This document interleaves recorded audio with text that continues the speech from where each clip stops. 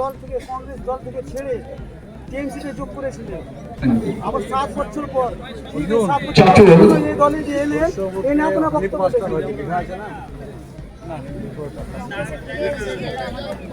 আচ্ছা, আমাদের Chanchal to president আমাদের মঞ্জুর সাহেবকে বরণ করে নেবেন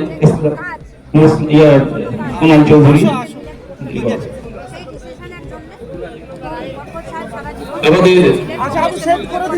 আমাদের মতিউর রহমান মানিকচক ব্লক কংগ্রেস সভাপতি, তাকে বরণ করে নেবেন সারওয়ার জাহান।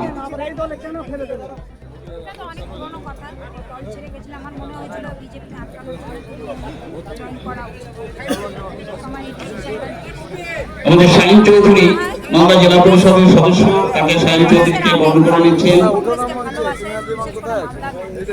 সারওয়ার জাহান।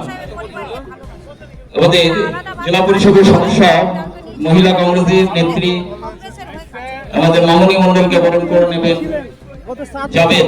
আপনি কি উন্নয়ন করেছেন টিএমসি দলে থেকে?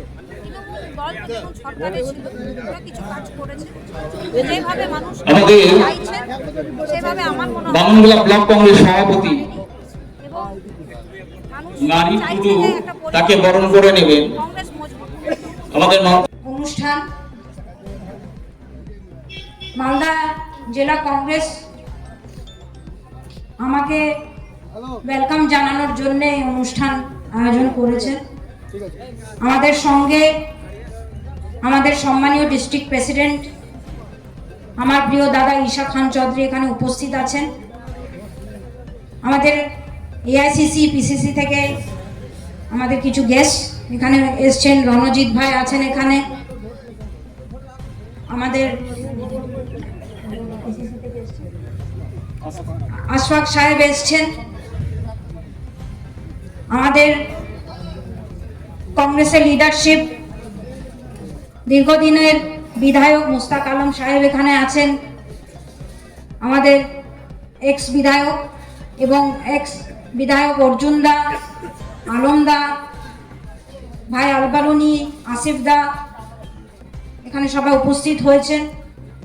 প্রত্যেকটা ব্লক থেকে ব্লক প্রেসিডেন্টরা উপস্থিত হয়েছেন, ডিস্ট্রিক্ট লিডারশিপরা উপস্থিত হয়েছেন, আমাদের ব্লক লিডারশিপ, অঞ্চল লিডারশিপরা উপস্থিত হয়েছেন এবং সকাল থেকে আপনারা বেরিয়েছেন। তাই প্রথমে আমি আমার সালাম আদাব নমস্কার জানাই এবং আন্তরিকতাভাবে আপনাদের প্রত্যেককে ধন্যবাদ জানাই যে যেভাবে আপনারা সবসময় পাশে রয়েছেন। আমি একটা চিন্তাধারা নিয়ে 2019 সালে তৃণমূলে গেছিলাম।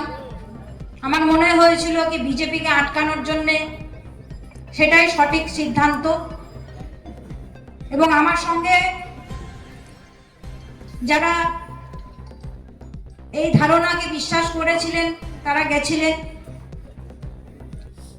আমি তৃণমূলেও কাজ করেছি, কিন্তু কাজ করার সময় কোথাও না কোথাও একটা মনে হয়েছে যে যেনাকে দেখে আমি রাজনীতি জয়েন করেছিলাম, পলিটিক্স জয়েন করেছিলাম, আমাদের সকলেরই প্রিয় এবিএ গানি খান চৌধুরী। ওনার কাজ করার জন্য উনি যেভাবে সারা জীবন কাজ করেছিলেন, আমার মা রুবিনু যেভাবে সারা জীবন কাজ করেছিলেন, ঈশাদা, আমি এবং আমাদের পরিবার অনেক বেশি ইন্সপায়ার্ড হয়েছিল এবং ঈশাদা খুব ভালো কাজ করছেন। উনিও নিজের জীবনের একটা অনেক সময় উনি কানাডায়, সুইজারল্যান্ডে কাটিয়েছেন।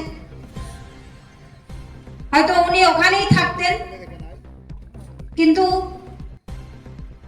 আমাদের প্রিয় লিডার ডালু মামা, ওনার বাবা, ওনার কাজ দেখে, বরকত সাহেবের কাজ দেখে উনিও সব কিছু ত্যাগ করে মালদা জেলায় ফিরে এসেছিলেন কাজ করার জন্য।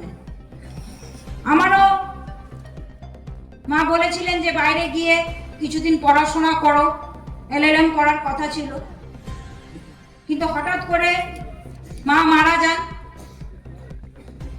তখন সুজাপুরের মানুষ চেয়েছিলেন যে আমি সুজাপুরের বিধায়ক হই। আমাদের দলের নেত্রী সোনিয়াজি, যেহেতু উত্তর মালদার একটা নতুন সিট হয়েছিল, এতজন দাবিদার ছিলেন, কিন্তু উনি আমাকে বেছে নিয়েছিলেন। এবং কংগ্রেসের আমি উত্তর মালদার সাংসদ হবার সুযোগ পেয়েছিলাম আপনাদের সবার দুয়ায় আশীর্বাদে। আপনারা দুবার আমাকে উত্তর মালদার সাংসদ করেছিলেন। আমি যুব কংগ্রেসের রাজ্যের প্রেসিডেন্ট হবারও সুযোগ পেয়েছিলাম। আমার মনে হয়েছিল যে আমার প্রচুর রেসপন্সিবিলিটি আছে, মানুষের প্রচুর এক্সপেকটেশন আছে, এবং কোথাও না কোথায় মনে একটা ভয় কাজ করছিল যে বিজেপি হয়তো ক্ষমতায় চলে আসতে পারে। সেই কারণে আমি সিদ্ধান্তটা নিয়েছিলাম। আজকে অনেকেই বলতে পারেন এটা ঠিক সিদ্ধান্ত বা ভুল সিদ্ধান্ত। আমি মনে করি এটা আমার জীবনের একটা অভিজ্ঞতা। কিন্তু আমি আপনাদেরকে একটা কথা বলতে পারি যে হয়তো আমি কংগ্রেস ছেড়ে তৃণমূলে গেছিলাম, কিন্তু আমার মন থেকে আপনারা কখনো যাননি, আমার মনে সবসময় আপনারা ছিল। কারণ কংগ্রেস পরিবার আমাদের সকলেরই খুব অন্তরের পরিবার, প্রিয় পরিবার। এবং তখনও তৃণমূলে গিয়েও আমি কিন্তু আপনাদের সবারই কাছে খুব ভালো ব্যবহার পেয়েছি। কারণ কি রাস্তায় ঘাটে আপনাদের সকলেরই সঙ্গে দেখা হয়েছে, কাজ করার সুযোগ পেয়েছি। কিন্তু কাজ করতে গিয়ে মনে হচ্ছিল যে কোথাও একটা আমাদের পরিবার ভাগ হয়ে যাচ্ছে। আমাদের পরিবারের জন্যে, কংগ্রেস পরিবার এবং বরকত সাহেবের পরিবারের জন্যে সব থেকে কষ্টের সময় ছিল 2019-এর লোকসভা নির্বাচন, যখন ইশারা আর আমি একে অপরের বিরুদ্ধে লড়াই করেছিলাম। ওটা আমাদের জন্য সত্যি খুব কষ্টের সময় ছিল, কারণ আমরা এই বাড়িতেই থাকি, একসঙ্গে থাকি। অন্যান্য রাজনৈতিক ব্যক্তিদের মতো আমরা একে অপরের বিরুদ্ধে ঘরেও লড়াই করি, বাইরেও লড়াই করি, ওরকম কিন্তু আমাদের বাড়ির পরিবেশ নেই। বরকত সাহেব কিন্তু সেই শিক্ষা আমাদেরকে দেননি। তাই ভেতর থেকে আমাদের সকলেরই খুব কষ্ট হচ্ছিল, প্রত্যেকটা পরিবারের সদস্য কিন্তু তখন খুব কষ্ট পেয়েছিল। তো তারপরেও আমরা একে অপরের বিরুদ্ধে লড়াই করেছি। আমি তৃণমূলে, ইশাদা কংগ্রেসে। কোথাও না কোথাও একটা গ্যাপ তৈরি হয়ে গেছে। উনিও বরকত সাহেবের আদর্শের নীতিতে বিশ্বাস করেন, আমিও বরকত সাহেবের আদর্শের নীতিতে বিশ্বাস করি।